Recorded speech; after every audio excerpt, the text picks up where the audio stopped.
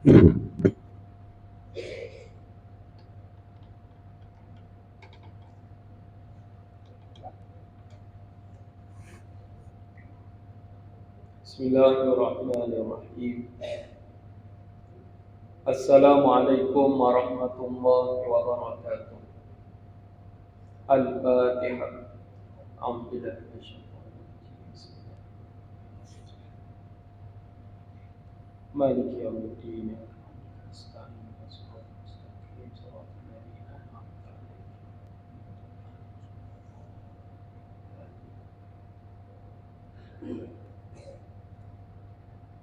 Alhamdulillahilladzi anzala ala 'abdihi al-kitaba wa lam yaj'al lahu 'iwaja.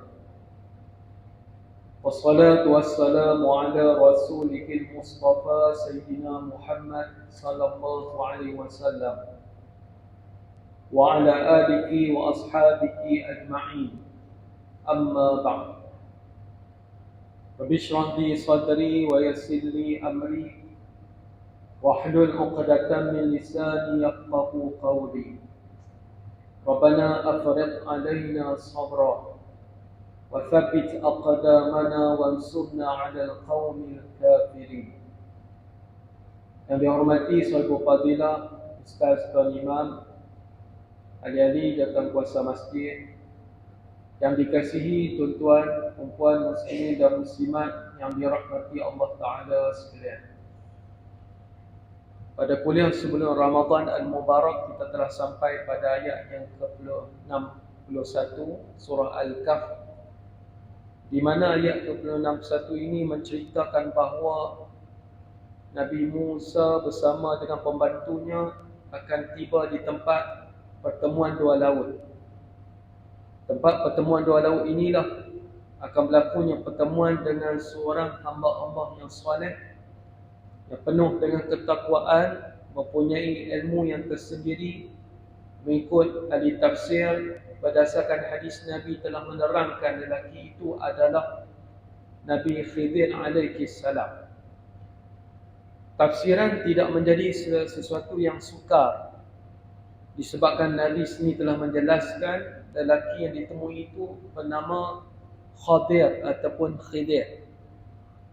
Dalam bab ini, tuan-tuan sedia maklum, inilah dinamakan tafsirul hadis ilal Quran ataupun tafsiru bil hadis.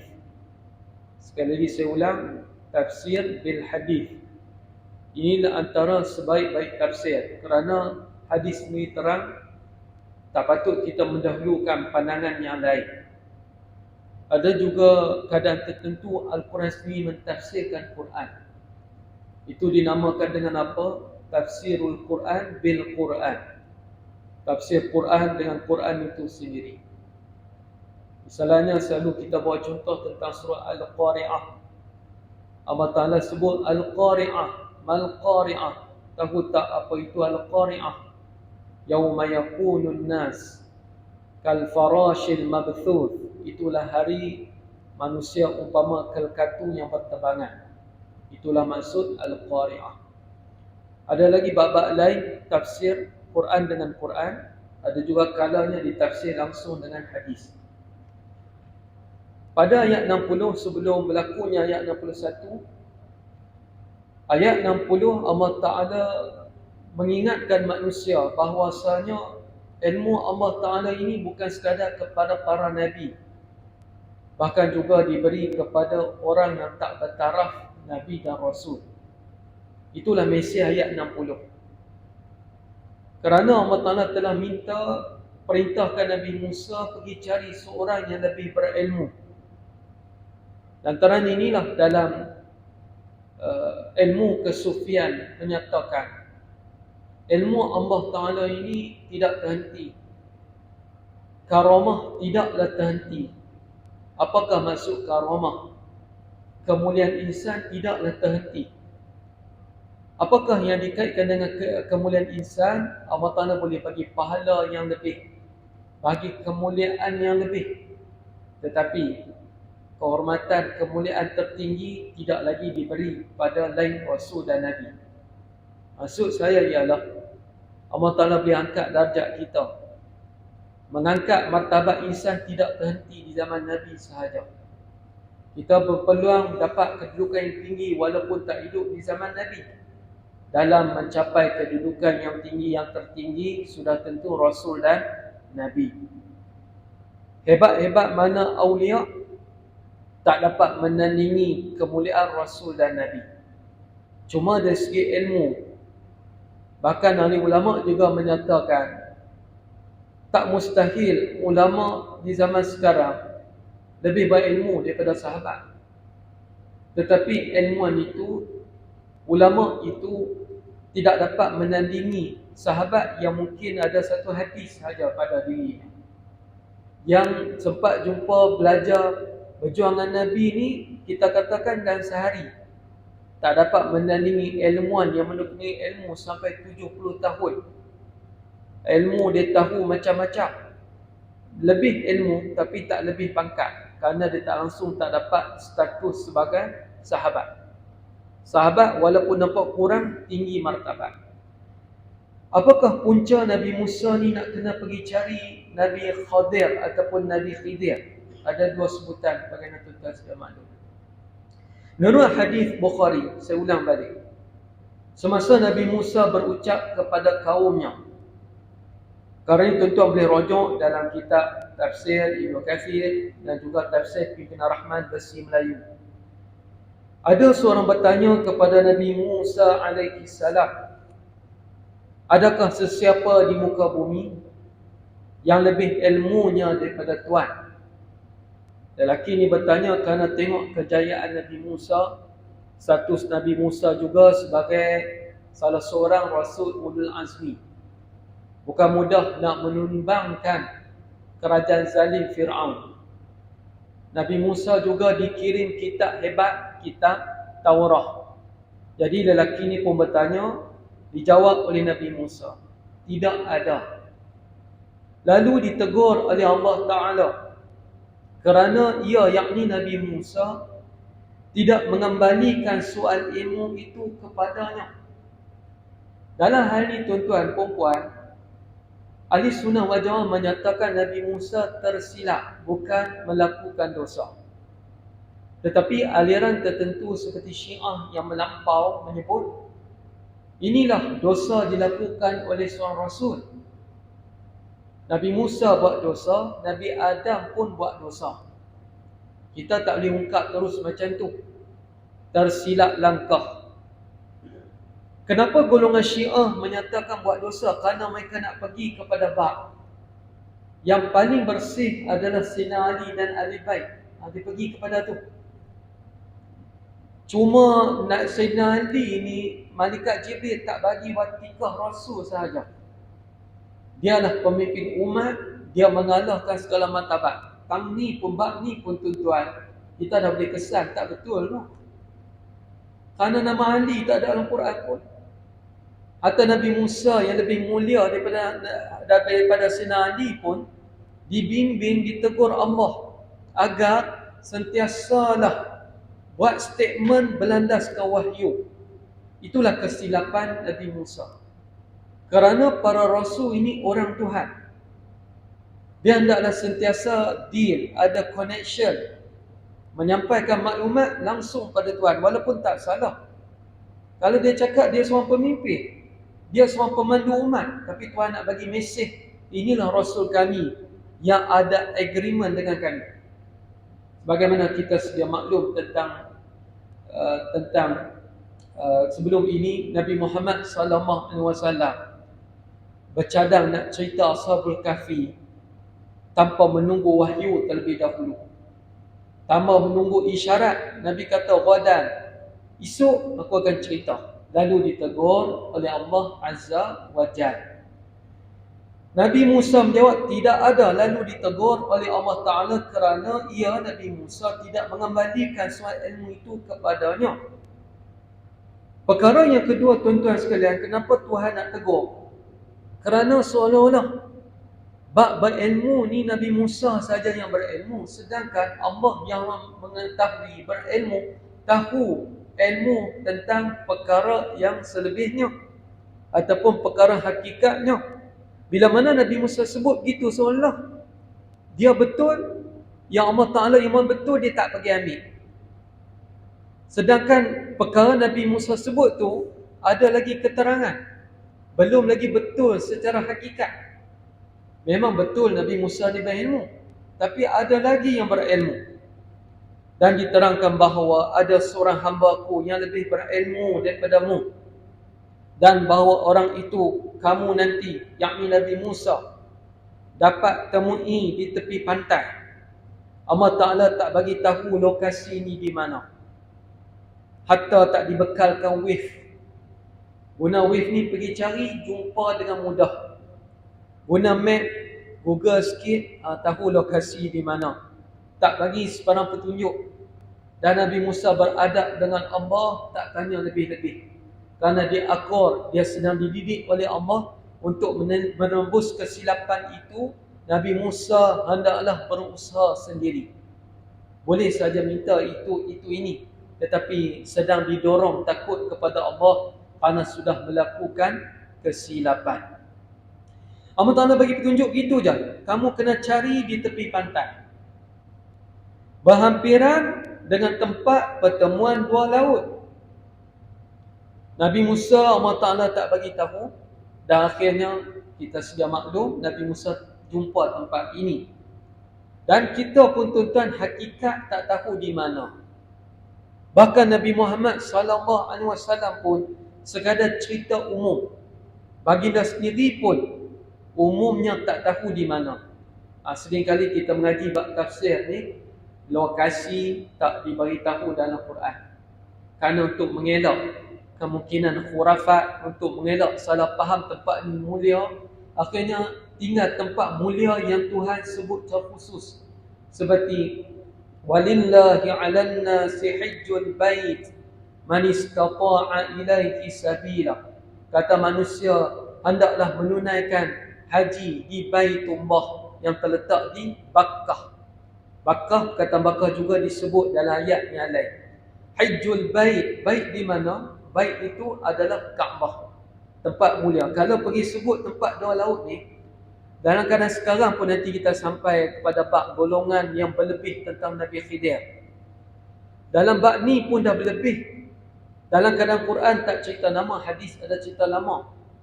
Sampai ada mengaku jumpa Nabi Khidir. Ada kata kalau nak jumpa Nabi Khidir, ikut saya pergi berkhalwah tempat ni. Tu dalam tak cerita.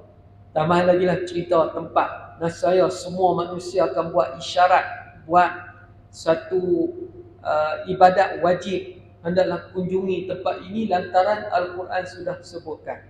Al-Quran hanya sebut tempat yang berkaitan dengan ibadat khusus mata-mata. Ada disebut Makkah, ada juga disebut umum. Apakah disebut umum? Fi buyutillah udhina an turfa'a wa yudhkaru fiha ismullahi katsira. Surah Al-Hajj. Di rumah-rumah Allah dibenarkan untuk meninggi suara, untuk tujuan berzikir, untuk tujuan disebut nama Allah, diizinkan untuk diangkat suara. Ayat ini menjadi dalil dibolehkan zikir cara kuat. Apa mesej pada ayat yang tertera dalam surah Al-Hajj ini? Fi buyutillah, rumah-rumah Allah. Ada juga ayat innama ya'muru masajidallah, dan surah Taubah. Sesungguhnya orang yang memakmurkan masjid-masjid Allah. Oleh itu, bila mana tempat ini disebut lebih khusus, utamakanlah. Ada orang kerana dia suka cerita Nabi Khidir ni, dia nak siasat. Dia kata aku akan jumpa. Walaupun Nabi tak jumpa, Nabi Muhammad tak sebut, Nabi Muhammad tak ada bukti pergi, aku akan buktikan tempat ni penting. Masjid tepi rumah tak datang. Solat tarawih datang, solat yang lain dah tak datang. Tak menepati roh ajaran Islam. Allah Ta'ala pesan pada Nabi Musa. Nabi Musa kena bawa bekalan ikan dalam sebuah bakul. Kena bawa ikan, letak dalam bakul. Nanti ikan itu akan hidup semula dan masuk ke laut. Bagaimana cara dia masuk? Nantikanlah. Tempat benda ini berlaku, itulah tempat pertemuan yang dijanjikan. Kamu akan jumpa Nabi Khidir alaihi salam. Lalu Nabi Musa dalam perjalanan itu memilih Yusha' bin Nun. Kenapa saya sebut memilih? Kerana ada lagi orang lain di kalangan Bani Israel yang hebat-hebat. Ternyata bila dipilih Yusha', dialah yang paling hebat. Sebab itu, selepas kewafatan Nabi Musa dan Nabi Harun, asalnya Yusha' ni pembantu saja, menteri je. Orang kuat kerajaan Nabi Musa. Sesudah itu dia pula dilantik menjadi Nabi yang baru. Kerana kebolehannya, kepimpinannya dan sebagainya. Dan juga keilmuannya. Mari kita tengok ayat 61. A'udzu billahi minasyaitonir rajim. Bismillahirrahmanirrahim. Falamma balagha majma'a bainihima nasiya hutahuma fattakhadha sabilahu fil bahri saraba. Maka apabila mereka berdua sampai ke tempat pertemuan dua laut itu. Hadis sekali lagi saya tekankan di sini, Quran tak sebut Nabi Musa pergi dengan siapa. Macam mana kita tahu Nabi Musa? Kerana ayat 60. Tapi yang ikut tu Yusha' tak cerita dalam Quran. Apa mesej dalam tafsir? Mulia sangat Nabi Musa. Apa mesej dalam ilmu tafsir?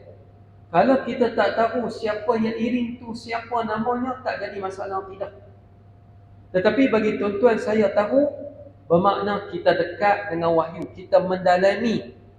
Dan ini menjadi satu dipanggil medan, suatu satu ruang menunjukkan siapa tahu dia ambil tahu tentang Quran. Sebab itu tak semua benda langsung baca tahu. Siapa tahu benda ni maknanya dia mencapai kelebihan yang tersendiri. Maknanya dia sudi belek lebih-lebih terhadap Al-Quranul Karim. Afala yatadabbaruna Al-Quran? Apakah kamu tak belek lebih bertadabbur, mengamati makna di sebaliknya? Itulah antara perintah Allah di dalam Al-Quran. Mereka pun bergerak ke tempat pertemuan dua laut itu kerana perintah Allah. Sekali lagi saya sebut, Nabi Musa tak cakap banyak, langsung dia tunai perintah Allah. Sepatutnya Nabi Musa minta munajat pada Allah, tolonglah saya sedang memimpin ni.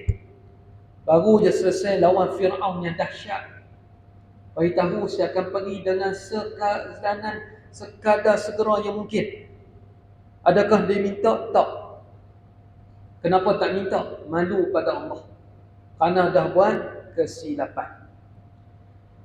Lalu mereka pun mula bergerak. Dalam kuliah telah lalu, kata Nabi Musa, aku akan pergi cari Huquba bertahun-tahun pun, selagi mana tak jumpa aku akan pergi. Apakah pergi itu kerja sia-sia? Tak, kerana perintah Allah. Lalu mereka pun pergi bergerak, artinya pergi cari area tepi pantai. Bergerak tak jumpa lagi, bergerak tak jumpa lagi. Tentang lokasi inilah berlaku khilaf dengan ulama, ada kata Bahrain, ada kata Teluk Aqabah, ada kata Laut Merah. Dan saya sebut itu, kalau masing-masing nak berpendangan, mereka kata Singapura pun boleh termasuk ni. Sebab seolah-olah ada dua laut situ. Selat Melaka pun boleh masuk sekali. Tetapi kalau berpandangan macam tu agak jauh lah, kerana mana mungkin Nabi Musa berjalan sampai ke Nusantara. Adalah hujah-hujah yang tak mungkin jalan begitu sangat membebankan itu. Tetapi tak mustahil juga golongan tertentu dia cuba heret benda ni, kerana nanti dia akan bawa pada tajuk Nabi Khidir ada dekat pondok kami. Sebab Nabi Musa jumpa di Selat Melaka. Dia pergi pula pada kemuliaan Pulau Melaka, Pulau Besar Melaka. Dia pergi pula keris ni sebenarnya Nabi Musa pernah pegang. Kerana dia datang kuasa ni nak jumpa Nabi Khidir dulu. Dia akan heret benda-benda lain ke arah cuba membuktikan kelompok mereka betul. Kerana Nabi Musa pernah datang ke kawasan mereka. Hadirin sebab itulah kembali kepada Quran dan Sunnah, itulah lebih tenang, lebih selamat. Bila mana mereka bergerak sampailah satu kawasan yang tak diterang dalam Quran maupun Sunnah. Masa mereka sampai di situ, berehatlah Nabi Musa. Kerana dah agak tempat ni mungkinlah. Tapi tak ada putih, tak jumpa orang pun. Tak jumpa pun gerangan yang bernama Nabi Khidir. Lupalah mereka akan hal ikan mereka kerana sedang tidur. Macam mana nak detect kawasan itu ada hamba Allah bernama Khidir? Bila berlaku, ikan akan mengelusur masuk.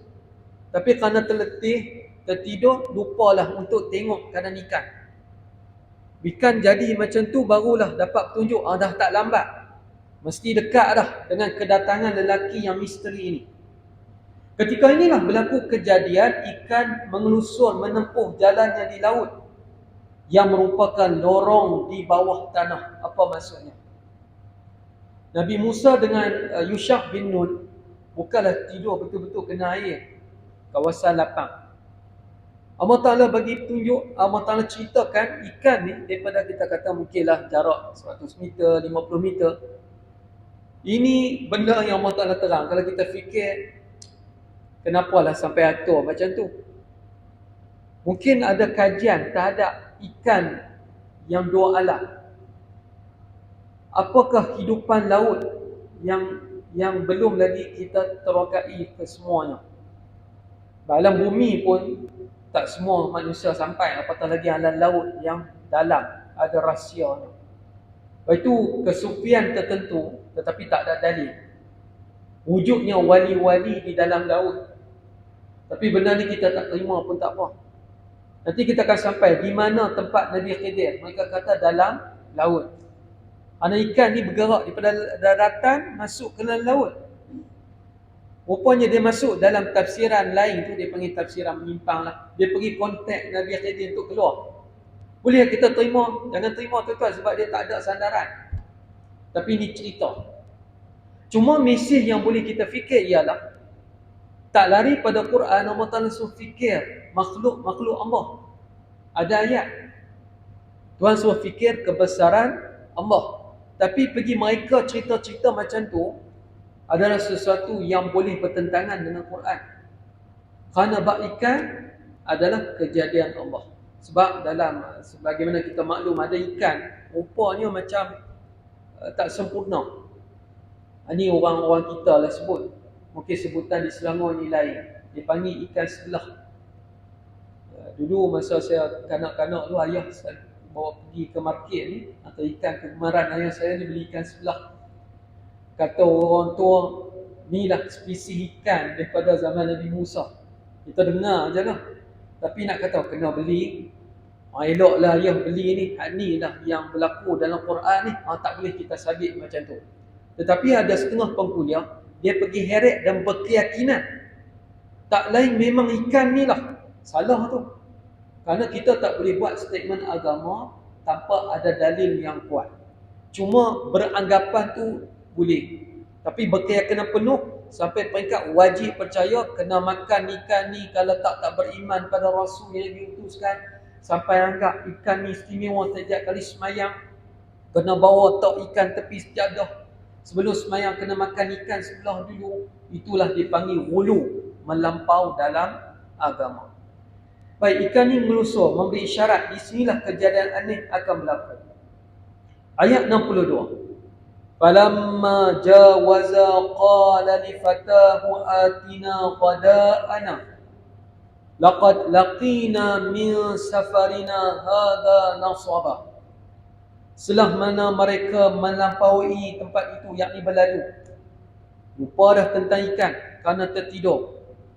Dalam tafsiran yang lain mengandaikan mereka tidur di kawasan lapang. Ada juga menyebut mereka tidur di tempat yang berbatu. Sebab mereka kaitkan berbatu tu, ikan tu mengelusur dengan mudah. Tetapi itu tak boleh jadi perkiraan. Sebab atas tanah pun Tuhan boleh takdirkan untuk berjalan, bergerak dan sebagainya. Kerana Tuhan dah atur. Tak perlu perantara macam tu pun tak apa. Setengah orang nanti dia akan sebut duduk atas pokok, jatuh tu jam elok sikit. Dia akan jadi tafsiran yang tak bermanfaat. Yang bermanfaatnya apa? Kejadian ini ditentu oleh Allah. Ikan biasanya di laut, tapi boleh tak berada di darat kerana takdir Allah. Dan memang ada spesies ikan dua alam. Dalam bab ini saya baru ni kuliah di Surau Desa Cempaka Lilan. Di situ juga bab pengajian tafsir. Tiba pada ayat-ayat bab kehidupan laut. Saya cerita dalam kuliah, saya temui tentang ada ikan macam Ashabul Kahfi. Saya minta pengesahan daripada seorang jamaah. Dia ni pensyarah UKM dalam bidang maritim, namanya Dr. Abdul Samad. Dia cerita banyak lah, dia lebih arif. Saya takut tersilap refer pada dia juga. Dia kata memang betul, tapi ada lagi yang perlu dibetulkan, ialah tak semua ikan begitu. Maksudnya ialah bila ikan tu nampak mati, dia akan hidup. Tapi saya kata semua ikan yang nampak mati tu akan hidup. Dia kata setengah saja. Setengah saja. Saya kata dalam kuliah, ada ikan, iaitu ikan darat, semua ni nampak mati, nanti semua akan hidup. Dia kata sebahagian saja begitu. Walaupun sebahagian unik. Kerana nampak mati betul ikan. Tengah ikan tu bersembunyi di balik tanah, orang jumpa, nak makan pun nampak macam bangkai teruk ni.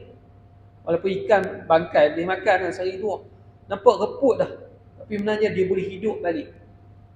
Antara spesies yang macam ni, nampak dah mati, kering, tapi boleh hidup balik adalah ikan ikan keli tertentu. Nampak kering betul dan sebagian dah nampak tulang. Rupa-rupanya dia dapat hidup kerana sebahagian pada tubuh badannya di dalam tu tersembunyi bendalir. Bendalir itulah support untuk dia hidup balik. Ini kerja siapa? Kerja Allah Subhanahu wa ta'ala. Selama mana Nabi Musa dan pembantunya Yusha' bin Nun tinggalkan tempat tu, rupanya dah berlaku isyarat. Berkatalah Nabi Musa kepada temannya, bawalah makanan tengah hari kita. Sebenarnya kita telah mengalami penat lelah dalam perjalanan kita ini. Kenapa tadi berhenti tidur, tak makan siap-siap? Kerana Nabi Musa bersungguh-sungguh selagi mana tak lapar betul, teruslah perjalanan yang merupakan sebuah jihad, yang merupakan juga fi sabilillah, yang juga merupakan perjalanan ibadat. Macam malam ni lah tuan-tuan yang saya kasih sekalian. Kita datang ni mudah-mudahan dikira ibadat. Walaupun kita bukan bidang perang pun. Kita insya-Allah taklah kuliah lama mana pun. Tetapi untuk tuan-tuan dan saya, mudah-mudahan kita juga dinilai fi sabilillah. Inilah rahmat Allah. Apatah lagi Nabi Musa berjalan tinggal negeri, tinggal keluarga demi menjunjung perintah Allah. Dan ni tuan-tuan yang beriman sekalian, walaupun sudah berlalu Ramadan, tuan-tuan datang lagi kerana Allah. Mudah-mudahan perjalanan kita ni dianggap betul-betul fi sabilillah, ada keuntungannya di dunia dan di akhirat. Selanjutnya Nabi Musa, dia nak bercadang nantilah nak makan. Artinya bila dia nak berhenti RR tu betul-betul dah lapar. Macam lagi mana tak sampai kampung, selagi itulah aku terus dive. Semua letih dah ayah bila nak berhenti ni tak. Ayah nak target sampai kampung awal. Penat dah, nampak ayah pun terlelap, terlena. Sampai isteri pun tunjuk, abang tengok dah sembot tu. Tu, minor sleep tu. Saya tak mahu abang jadi macam ni. Abang dah terlelap. Tak apa, terlelap tadi. Sekarang tak terlelap. Yang tengok isteri yang terlelap. Isteri terlelap. Selalu tidur letih. Walaupun ingat kita, dia pun tidur dulu. Dia pun letih. Sebenarnya dalam perjalanan yang letih. Kalau kita tak letih, anak letih. Dan lazimnya kita letih. Tetapi kerana usaha nak sampai, tak sabar dah, kita akan pastikan sampai dengan segera. Demikianlah Nabi Musa akhirnya dah sampai peringkat lapar betul. Dia pun sebut, mana makanan? Makanan kita untuk kita makan. Dalam setiap word Al-Quran bukan saja-saja diletak. Sila rujuk dalam tafsir Al-Azhar karangan Profesor Hamka. Dia bahas tentang kami, kita. Buat mari wada'ana. Sepatutnya Nabi Musa ni pangkat apa? Pangkat raja. Pangkat apa? Pembesar negeri. orang hebat, nombor satu dalam negara. Datangkan makanan beta. Tapi Hamka kata, datangkan makanan kita. Sampai peringkat tu dia bahas. Apa maknanya? Keluhuran akhlak Nabi Musa. Makanannya juga adalah makanan teman.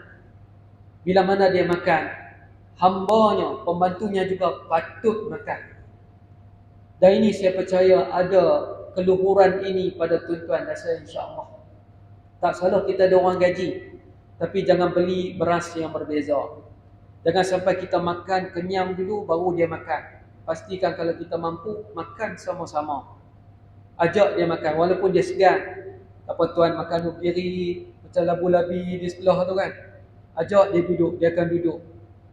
Bagi apa yang patut. Layan dia sebagai manusia. Sebagaimana tuan-tuan dan saya sudah buat. Inilah akhlak agama. Nabi Musa minta bawalah makanan kita, kita akan makan. Maksudnya sebenarnya kita telah mengalami penat lelah dalam perjalanan kita ini, yakni perjalanan yang cukup jauh, dah patut untuk kita makan. Dan bila nak makan, pasti dia ada spare, taruh sekejap. Ikan itu jangan makan lagi kerana ikan akan jadi petunjuk. Kalau makan ikan, macam mana nak dapat isyarat tempat pertemuan dua laut nanti? Artinya ada bawa kendong, ada bawa bersama makanan yang lain juga. Ayat 63. Qala ara'aita id awayna ila as-sakhrah fa inni nasitul hut wa ma ansanihu illa asy-syaitanu an adhkurah wattakhadha sabilahu fil bahri ajaba. Temannya berkata, yakni Yusha' bin Nun, tahukah apa yang berlaku tak kala kita berehat di batu besar tadi? Sebab itulah ada tafsir kata tadi lena tidur atas batu besar. Ada juga kata tadi tempat yang mereka berhenti tidur itu di kawasan ada batu besar. Bila ada batu, naik atas batu lah. Faham tuan-tuan? Ada dua lah. Tadi tempat tadi ada batu. Satu lagi menyatakan ya ada batu dan mereka naik tidur di atas batu. Kerana lebih tinggi untuk melihat. Mana tahu tempat ni lah apa-apa akan berlaku. Tapi tak sempat nak lihat kerana tertidur terus kerana sangat keletihan. Temannya berkata, tahu tak apa yang berlaku terjadi? Apa yang terjadi tadi? Tak kala kita berehat di batu besar tadi. Baru dia teringat. Tadi langsung tak teringat. Sebenarnya tuan, aku lupakan hal ikan tadi. Sekarang bila buka bekal, buka beg, Allah Ta'ala alam apa perantara yang dibawa. Maksudnya satu yang dikendong. Tengok-tengok ikan dah tak ada. Aku dapat ingat, di sanalah kita berhenti tadi. Di sanalah aku ada letak bekal. Tak mungkin jatuh dalam perjalanan. Kalau jatuh dalam kereta nampak, jatuh atas unta nampak. Pasti berlaku tempat itu. Dan tiadalah yang menyebabkan aku lupa daripada menyebutkan halnya kepadamu, melainkan ini kerja syaitan. Di sini ada dua tafsiran di kalangan ulama tafsir. Yang pertama ialah benar-benar dia lupa. Dan tak patut dia lupa. Benda ibadat, benda yang lazim, kita lupa adalah satu kekurangan yang besar. Contoh, semayang maghrib tadi. Tak mungkin tuan-tuan saya lupa nak semayang. Tengok-tengok duduk steady, makan karipak, sampai waktu isyak, tak datang masjid, sudah tentu tak semayang maghribnya. Apa pun tak buat, duduk di meja je. Pelik kalau berlaku hari itu. Maka bila sesuatu yang pelik, yang kita dah tinggal benda lazim ibadat, ini kerja syaitan. Sebagaimana ayat dalam surah Sabah. وَزَيَّنَ لَهُمُ الشَّيْطَانُ أَعْمَالَهُمْ. Dan syaitan kadang menghiasi benda yang seronok itu menjadi keutamaan berbanding ibadat. Dia melupakan benda lebih penting, ini kerja syaitan. Tiba-tiba kita jadi begitu, sesedap tengah makan, aku berehat lah. Berehat sampai lupa benda yang selalu buat. Kerja syaitan. Yang kedua, kalangan ahli tafsir kata, Yusha' bin Nun jadi keliru. Aku tak betul lupa, aku pembantu. Kerja aku nak bawa bekal, ingatkan peristiwa yang akan berlaku. Inilah Tuhan Takdirkan nanti aku lupa benda ni, aku keliru lah, silap siapa ni. Tak tahulah. Bab-bab benda yang tak suka benda baik ni kerja syaitan lah. Lalu dia menuduh syaitan. Lalu dia sabit pada syaitan. Tak pasti. Jangan dia kerja syaitan lah. Kalau kerja saya rasa apa? Kerja baik. Faham tuan-tuan? Maksudnya masih lagi kiasan. Tambahan lagi ada tafsir. Nabi Musa ni sensitif kalau benda baik tak dibuat. Perintah Allah diabai-abaikan, dia sensitif. Sebagaimana Nabi Musa pergi bermunajat di Jabal Tur Sina. Tinggalkan Nabi Harun. Pergi tinggal, minta Nabi Harun jaga elok-elok Bani Israel. Bila dia balik, dalam keadaan pesan Nabi Harun tu, ada replika Samiri. Replika apa nama daripada yang berbentuk Baqarah, bentuk lembu, yang sudah jadi sembahan separuh pada Bani Israel. Balik-balik apa benda ni, replika apa ni yang pakat sembah, pakat junjung, pakat munajat. Jawab Nabi Harun, aku dah nasihat, tapi dia orang nak ikut seorang pemimpin baru yang mereka ikuti, itulah Samiri. Samiri kata, ini kita sembah ni memang salah, tapi sebenarnya lepas kita buat salah, kita taubat pada Allah, Tuhan akan sayang sangat pada kita. Kita kena buat dosa kerana kita dah bersih. Kita kena buat dosa sebab kita dah tak buat dosa. Dan kita bila mana tinggal syirik ni, kita akan tinggal syirik buat selama-lamanya. Di guna hujah tu, Bani Israel taat ikut cakap Samiri. Lalu apa Nabi Musa buat? Dipegang janggut Nabi Harun. Kau lupa ke pesanan aku? Jaga baik-baik Bani Israel. Maknanya apa? Nabi Musa sensitif. Kalau Nabi Harun tu, ikut tafsir, dia sepupu. Ada kata dia adik pada Nabi Musa. Dia buat gitu, sampai peringkat dia marah sangat, pegang janggut. Apa kau buat ni? Apa kau tak ikut cakap aku? Apatah lagi Yusha' bin Nun, nanti akan dikerjakan oleh Nabi Musa. Antara inilah, maka Yusha' bin Nun cepat-cepat, aku ni sebenarnya ingat Tuhan, yang bagi aku lupa ni syaitan. Sebab benda-benda baik ni syaitan tak pernah setuju. Dia tahu rancangan kita. Lalu disabitkan dengan syaitan. Dalam bab ini berlaku khilaf di kalangan tafsir, tak ada yang paling utama. Yang utama ni apa tuan-tuan, boleh kita pegang zahir terus, bahawasanya benda ini memang berlakunya lupa. Dan memang ada campur tangan syaitan untuk melalaikan. Hadirin hadirat yang dirahmati Allah, selanjutnya dalam ayat ini. Dan tidaklah yang melupakan aku lupa daripada menyebutkan halnya kepadamu melainkan syaitan.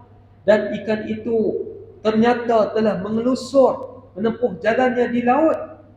Tiba-tiba hilang, sudah tentu dengan cara yang menakjubkan, kerana kita tak nampak, tutup elok-elok macam mana terbuka.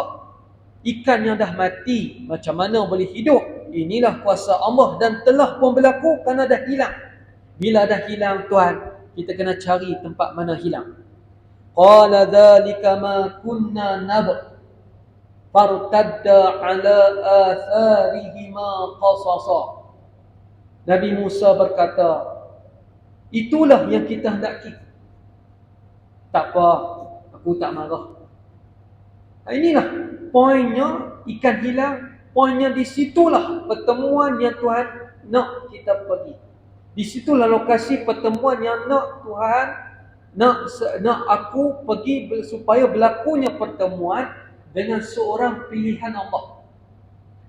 Semua tafsir sebut Nabi Musa tak marah Yusha' bin Nun. Kenapa tak marah? Kerana perjalanan fi sabilillah tak patut campur dengan emosi. Dan juga memberi mesej, kalau dulu marah Nabi Harun, kali ini Nabi Musa yang amat sempurna bertambah lagi kesempurnaan hidupnya.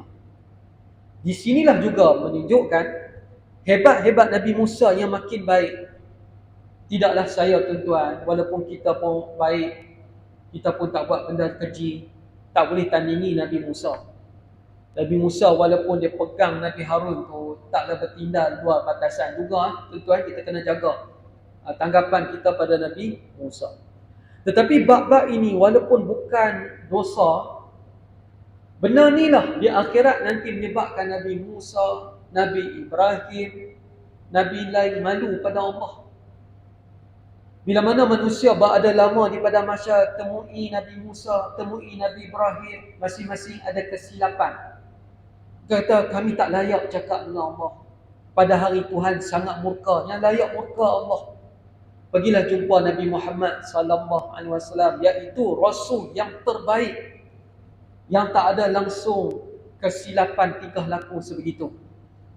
Nabi Ibrahim apa kesnya? Kesnya dia pernah buat helah kepada pemerintah tentang bila mana pemerintah tanya, ni isteri siapa ni? Nabi Ibrahim tak cakap betul ketika tu.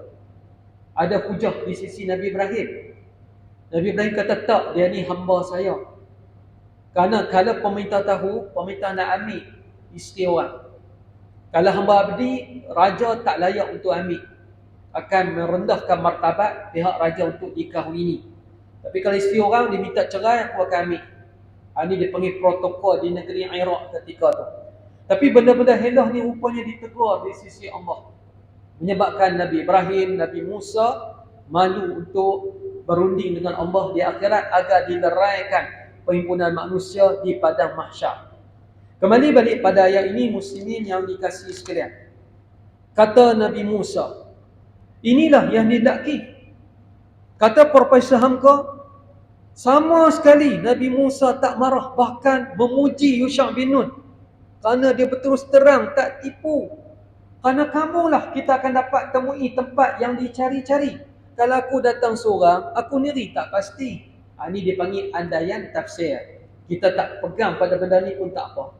Tapi huraian tambahan untuk faham situasi yang sedang berlaku. Mereka pun balik semula ke situ dengan menuruti jejak langkah mereka sebelum itu. Walaupun saya sebut khilaf dengan ulama, ada kata Teluk Aqabah, ada kata di Yaman, ada kata Laut Merah, ada kata lokasi lain, kebanyakan lebih suka sebut Laut Merah. Kerana tak jauh daripada Mesir. Masih lagi agak berdekatan. Kerana pergi tempat lain, kerana Nabi Musa masih lagi ada banyak kerja nak buat di Mesir. Jadi perkara ini akan terlalu membebankan kalau Allah Ta'ala takdirkan pertemuan dua laut ini di lokasi yang amat jauh. Fawajada abadam min ibadina atainahu rahmatan min indina wa 'allamnahu min ladunna 'ilma. Bila mana mereka berpatah balik menjejaki laluan sebelum itu, lalu Nabi Musa dan Yusha' bin Nun tiba-tiba mendapati ada seorang daripada hamba-hamba kami, hamba Allah, telah pun berada di tempat itu. Bila pergi, ikan dah tak jumpa kerana ikan dah hilang. Bila dah pergi, langsung dapat jumpa dengan mudah. Sedangkan laluan perjalanan sebelum itu sukar. Apa mesejnya di sini? Bila mana seorang sudah berusaha, Tuhan akan mudahkan. Dia akan cepat sampai kepada apa yang dihajatinya. Dengan syarat dia tunjuk bersungguh-sungguh sebelum itu. Walladzina jahadu fina lanahdiyannakum subulana wa innallaha lama'al muhsinin. Sesiapa yang bersungguh-sungguh di jalan kami, akan kami segerakan dia sampai pada kami. Dan sesungguhnya kami bersama, dan sesungguhnya Allah bersama dengan orang-orang yang melakukan kebaikan. Dalam bab ini ada banyak tafsirannya. Kita buat sedekah. Kan kita buat sedekah ni tak banyak pun, tapi boleh cepat capai pahala yang banyak. Seorang yang berdoa bersungguh-sungguh, kan dia berdoa mungkin dalam 3 bulan. Kan benda ni benda yang serius, dia nak dapat hajat besar. Lepas tu doa lagi. Tengok-tengok 3 bulan dah dapat, 3 hari dah dapat. Dah ada juga yang Tuhan biarkan doanya berpanjangan ikut keadaan masing-masing. Tetapi apa yang penting, cepat dia dapat kedudukan tinggi di sisi Allah. Cepat dia dapat pahala yang tinggi di sisi Allah. Nabi Musa akhirnya cepat jumpa Nabi Khadir ataupun Nabi Khidir. Dalam ayat ni tuan-tuan, ulama tasawuf sangat meminati. Kerana mereka mendapati ayat ini, bahawa kurniaan Allah, keistimewaan Allah ni bukan sahaja zaman dahulu, bahkan akan dilangsungkan, dipanjangkan, diteruskan sepanjang zaman. Berdalil ke ayat ni akan wujud hamba-hamba Allah bukan sekadar para nabi yang istimewa. Sebab apa? Berdasarkan min ibadina. Sepatutnya kalau Nabi Khadir saja istimewa, tak ada dah awliya, tak ada lah pejuang Islam yang lain, tak ada orang bantu agama yang lain. Memadai ayat ni. Fawajada abadan, dia pun jumpa seorang hamba. Atainahu, dia ni hamba kami yang kami bagi ilmu, kami bagi kedudukan, kami bagi dia pahala yang banyak, oleh kami tak bagi dah di akhir zaman. Sebab ada word kalimah min ibadina, artinya awliya. Orang istimewa ini masih disimpan zaman berzaman. Sebab itu wujudnya istilah dalam ilmu tasawuf wali kutub, kekasih Allah yang menjaga kawasan dunia. Tapi perkara ini ada ditentang di kalangan ulama syariat. Mereka kata tak ada dalil. Tetapi ulama tasawuf kata inilah dalil. Ada lagi hamba-hamba istimewa. Kerana Allah Ta'ala tak full stop, titik. Berakhir zaman itu masih lagi ada. Dalam huraian tasawuf mereka kata fungsi hamba-hamba terpilih ini, kerana kalau tak ada orang berzikir banyak, orang yang dekat dengan Allah, tak ada doa yang mustajab, hancur lama dah alam ni. Kerana manusia lebih minat pada muka. Manusia sering lupa Allah. Tapi kerana ada watak-watak yang masih ingat pesanan Nabi, yang terus jadi hamba Allah, yang tak minat maksiat, yang tarafnya kekasih Allah, alam ini masih terjaga. Ini dipanggil huraian dalam tasawuf. Dan sudah tentulah bila mana Tuhan sebut abadan, seorang hamba daripada hamba-hamba terpilih ni, ketua mereka adalah Nabi Khadir. Disebab itulah pendukung ilmu tasawuf ataupun kerohanian memandang Nabi Khadir masih wujud, tak mati-mati. Kerana dia adalah hamba bagi segala hamba-hamba yang terpilih. Tetapi dia tak memikul tugas sebagai Rasul, sekadar Nabi yang terus beribadat dan berdoa menemui kekasih Allah zaman berzaman, agar mereka dapat satu motivasi yang tersembunyi, hadiah kepada hamba-hamba Allah yang benar-benar ikhlas, ditemui oleh Nabi Khidir, ditemui oleh orang-orang lain untuk bersatu, berbincang, sama-sama beribadat tanpa diketahui oleh orang awam. Bab-bab ni ada orang minat tuan-tuan. Dia pergi belajar bab ilmu laduni, bab Nabi Khidir, dia khatam, boleh syarah lebih daripada saya ni. Tahu benar pada tuan-tuan ni. Tapi bab hukum hakam dia letak tepi. Bab ilmu akidah tak belajar, rosak iman. Boleh rosak iman. Sebab dalam agama adalah amal akidah, syariah dan juga tasawuf. InsyaAllah pada kuliah bulan hadapan, kerana saya ada mesyuarat di Pusat Islam, saya akan bincang bersama tuan-tuan yang budiman tentang khilaf ulama. Apakah betul Nabi Khidir wujud? Dan apa pula pandangan bagi ulama hadis tentang kedudukan Nabi Khidir yang istimewa ini? Saya pun maaf di atas tersilap bicara. Yang baiknya datang daripada Allah. Terima kasih di atas perhatian muslimin dan muslimat. Wabillahi taufiq wal hidayah. Wassalamualaikum warahmatullahi